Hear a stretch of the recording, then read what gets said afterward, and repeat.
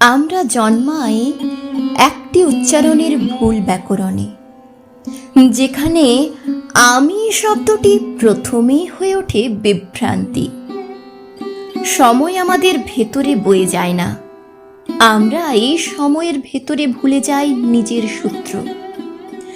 পৃথিবী একটি প্রশ্ন চিহ্ন, যার উত্তর কেউ লেখেনি, তবু সবাই পড়ে যাচ্ছে। মানুষ হওয়া মানে কি তবে একটি অসমাপ্ত পরীক্ষার খাতা জমা দেওয়া? হিংসা, লোভ, আকাঙ্ক্ষা এরা কি সত্যি আমাদের, নাকি কোনো অদৃশ্য উত্তরাধিকার যা আমরা না বুঝেই বহন করি প্রজন্ম থেকে প্রজন্মে?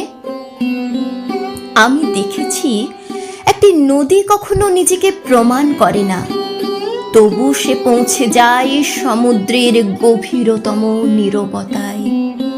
একটি গাছ নিজের উচ্চতা নিয়ে কথা বলে না, তবু তার ছায়ায় জন্ম নেয় অগণিত বিশ্রাম। তাহলে মানুষ কেন এত শব্দ তৈরি করে নিজেকে বোঝানোর জন্য নিজেকেই? কেন আমরা আলো খুঁজি বাইরে, যখন অন্ধকারটাই ভেতরে সবচেয়ে উজ্জ্বল?